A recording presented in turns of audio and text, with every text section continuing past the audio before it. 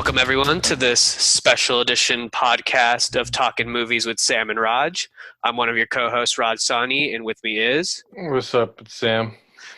Today we're thinking we'll just get a little bit into Disney Plus, which was released yesterday, sort of at the forefront of the new wave of upcoming streaming services. Disney Plus obviously has a lot of content. Disney owns half the world, so a lot of stuff is up on there. And Sam and I just wanted to touch a little bit on some of the things that we watched and sort of the look and feel of the app. So Sam, why don't you tell me a little bit about what you think sort of up front of what Disney Plus looks and feels like? Well, a huge talking point for Disney Plus was the overload of their servers, where people weren't able to log in or watch anything they wanted to watch because of the overload. Mm-hmm. So you run into those issues? Yeah, I did. I logged on maybe when I woke up around 10 a.m. Okay. And I logged on. I went to watch Mando. I was ready to stream it, and I was waited a half hour for it to load. So I just gave up. I gave up on it essentially. The first when I woke up. Interesting. Yeah, because I did see a lot of people having issues on Twitter and whatnot, but I actually didn't have any issues through the entire day. Wow. And I was on, I went on at 8 a.m. and watched a little bit and then hopped off for a couple hours and then came back later on in the day and really didn't have any issues. I guess a little glitch that I did notice is sometimes the Disney Plus logo would load twice and it would delay the audio. You could easily sort of just jump out and jump back in and it would reset. But other than that, I really didn't have any issues with it. But I do want to hear a little bit about sort of the frustrations that you had with it because I didn't realize that you did. Well, besides that, it worked out well. Once it loaded, the home screen didn't load the featured Mandalorian or other trending movies or shows that people would be watching. I didn't see that at all. I would have to search it myself. Okay. When it actually loaded. Yeah. I know a lot of people have expressed that issue with Netflix where a lot of their sort of prime original content gets lost in the shuffle. And Disney Plus is definitely doing a good job of promoting right at the top when you log in, you see originals and the first thing that pops up is The Mandalorian because they know that that's their prime selling point. Right, yeah. Once it loaded it saw that, but with the home screen it didn't load once the actual thing started to work for me. Yeah. Did you use it just on your computer or on a TV or did you use it on your phone as well? I put it on my TV. I didn't use it on my computer or my phone. Okay, what do you think of the interface, the look and feel of it? Does it present better than Netflix or something like that? It seems pretty standard. It's very reminiscent of Amazon Prime and Netflix, where it just presents the movies in rows. And you can just click them and just add them to a watch list or see the descriptions of it. Yep. It doesn't seem like anything nothing stands out from the other streaming services. It's pretty touch and go. Sure. But one thing I wanted to talk about was how when you sign on. These premium streaming services like Netflix and Hulu, they give you a code you can log onto your computer with so you can log on faster. But with Disney Plus, if I wanted to log onto my TV, I would have to use my remote to manually put it in my email address and my password one by one. Right. Which is kind of frustrating. Okay. Yeah, and that can be kind of a pain to type in on the TV and stuff like that. Yeah. I did run into the same thing where I didn't try to actually see if I could maybe cast it from my phone to the TV and see if it would automatically upload my account. So I went straight on it to the TV as well and just typed in my account information to log in. But I agree. I like the sort of look and feel of it. I like the interface. I think it's pretty clean. Not really any text other than the headings of the way the movies are categorized. It's pretty straightforward.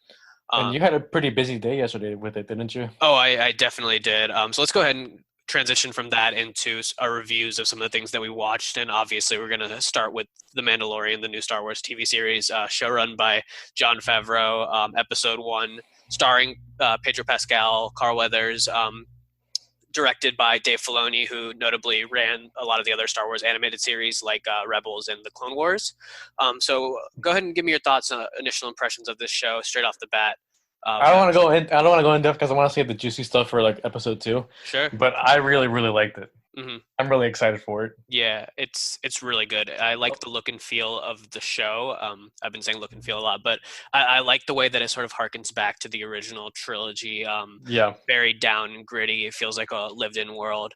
I was ready to stream the entire season. I was hoping it was Netflix, where they give you all to you at once. I was oh yes, I'm gonna spend all day streaming Mando and so episode 1. Let me ask you a little bit about that. Do you like that Disney Plus is doing a week by week release? I think it's a good idea. Like Hmm. I think it dominates like the cultural dialogue surrounding Star Wars, Sure. especially with Star Skywalker coming in next month. Hmm. So I think it's a good way to transition from Mando into Skywalker next month. Yeah, the conversation is definitely going to carry straight into Skywalker, and I think Hmm. that's a big selling point. Obviously, Disney wants to keep their subscribers month to month. They don't want to lose people after the first month.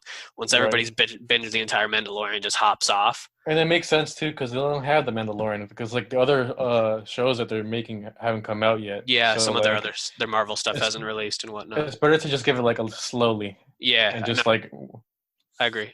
yeah. So a little bit more about the Mandalorian. Do you like sort of the direction that the series is going? I know you're saving some of your thoughts, but give me a little bit more about what your sort of first impressions, at least. I really like it. I think it feels like a Star Wars Western. Hmm. Hmm.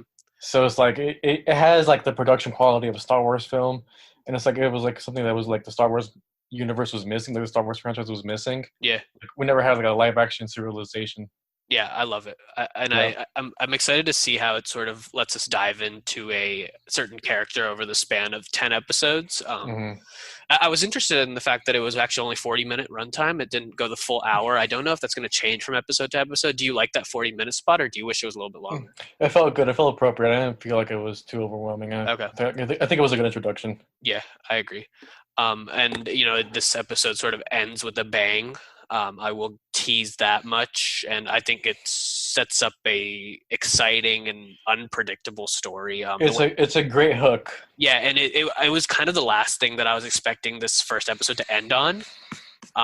It was like in the back of my mind, I wouldn't even have anticipated the way this first episode ends, and I have no idea sort of what to expect now moving forward. Yeah. Do What you else have any did you other? watch? What else did Yeah, you watch? so I watched like I said, I spent sort of all day on Disney Plus. Obviously, watched The Mandalorian.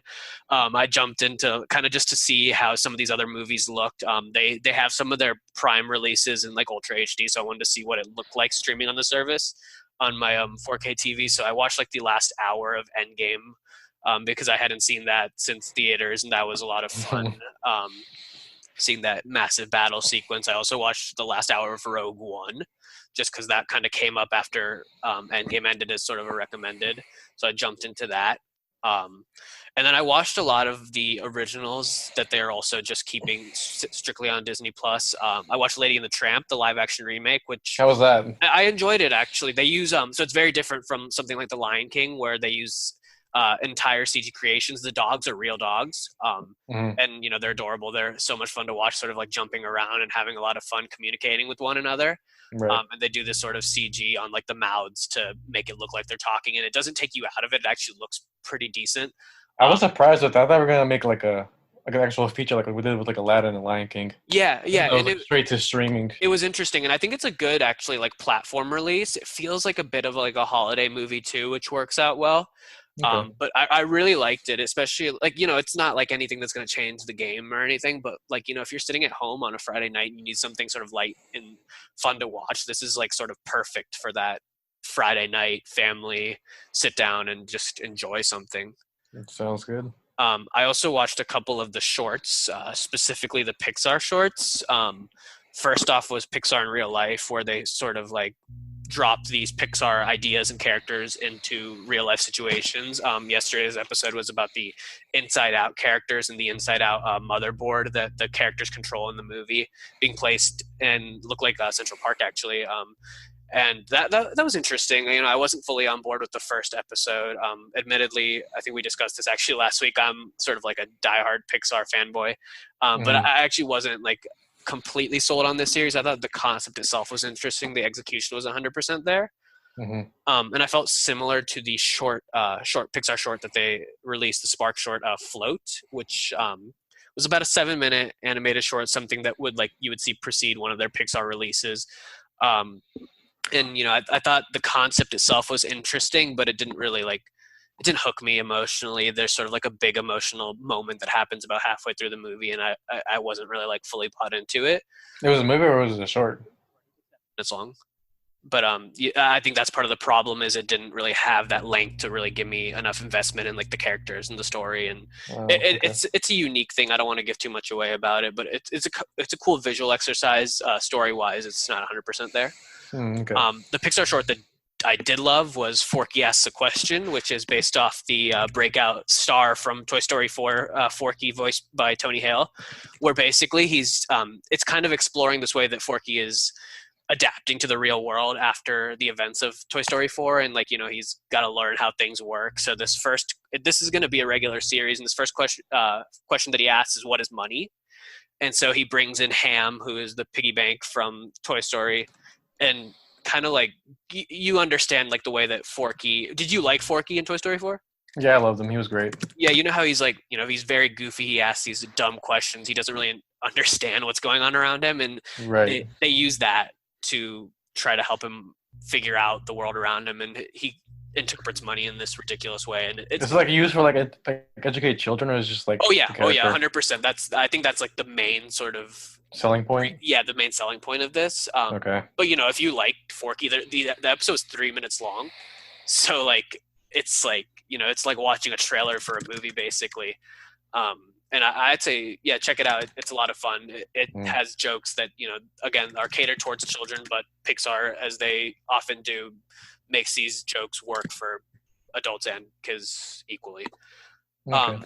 The one thing that I did want to touch on that I wanted to talk about the most was sort of my favorite thing that I saw yesterday on Disney Plus, the Imagineering story.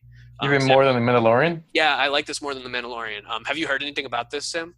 No, I saw you posted on your Instagram story yesterday. That's the first I've heard of it. Yeah, so this is like the sort of it's a 6-part documentary. Only part 1 was released yesterday, which I actually wish they had kind of released the entire thing because I was so invested in this thing. But it's by the same person who made the Pixar documentary a few years ago. I believe her name is Leslie Iwerks. Okay. And it's a deep dive into the creation of Disneyland. And how Disneyland. So episode 1 is about Walt's creation of the original Disneyland out in Anaheim in the 50s, and I think the series is gonna like tell the story of like the creation of Disney World and then the creation of the international Disney worlds, like the one over in China and whatnot. And this thing is just like, it has archival footage from like the 50s and 60s that is so clean and so interesting, seeing the way that the land looked back when they first created it and seeing the way the crowds are going crazy over this thing in its inception. I was hooked immediately, especially for like hardcore Disney fans who like love everything, like the parks. That this thing is just incredible. Are you interested in watching this thing? I mean, I might give it a chance if I have something to watch. Mm-hmm. Right now, I don't have any shows besides The Mandalorian that I'm binging at the moment, so okay. I might just give it a chance. If you have like a free, I believe the first episode is about an hour and 10 minutes, give or take. And I'd say I'd recommend it, even if you're not really a hardcore Disney fan. Like this thing is just so interesting, seeing this old like black and white and in color footage of Walt Disney like visual, like trying to communicate his visual idea and his visual concept of what he wanted Disneyland to be. It's kind of insane. I don't know if you've like been to Disney World or like even like something as simple as Hershey Park. Like they do these sort of like studio tours where they tell you about the history and like the creation of these parks. It's sort of like that, but like even deeper and even more like, seeing that archival footage and seeing how like they had restored it to this amazing like level and how clean it looked was insane. I had never seen anything quite like it. That sounds fun. So yeah, that would be my sort of big recommendation. But I also, I want to ask you, Sam, what do you think this creation of Disney Plus now sort of sets up for? How does it set the stage for future streaming services like HBO Max coming up and Peacock and all these other? Apple TV obviously was just released.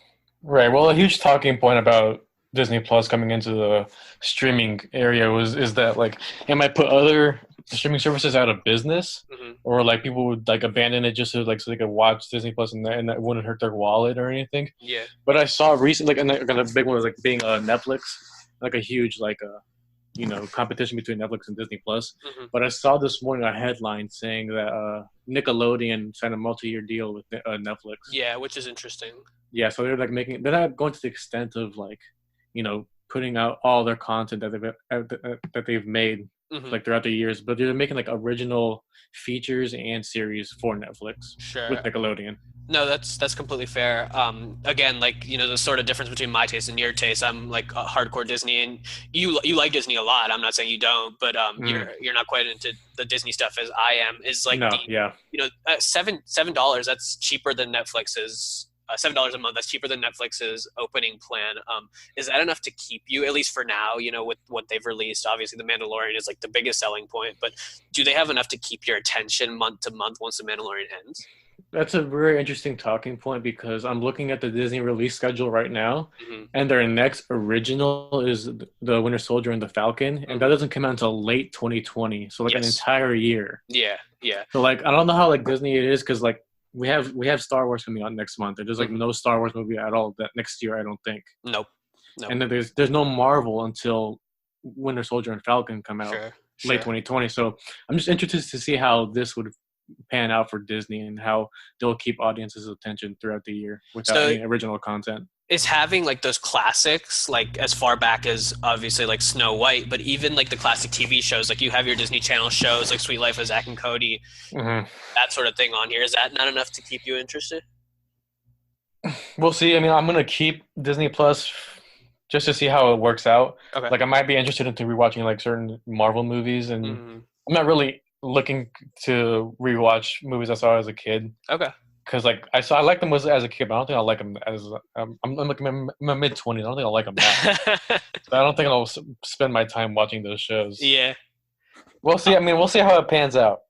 I don't know. I mean, for me personally, that's sort of like a big selling point, just as much as having these new series is being able to have access to those movies that I grew up with.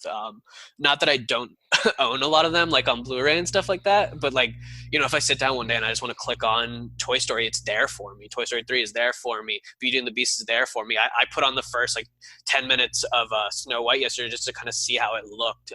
And I'm going to spend this entire weekend sort of digging into some of that older stuff that I haven't watched. I feel like I'm in the minority in this because I've seen people talking on Twitter about how excited they are to rewatch like Sweet Life of Zack and Cody or like Hannah Montana or Phineas and Ferb. So it's like I think people like look forward to rewatching shows that they've seen before. Sure. Is Avatar, the biggest movie of all time up until Endgame, not enough to really keep you on board?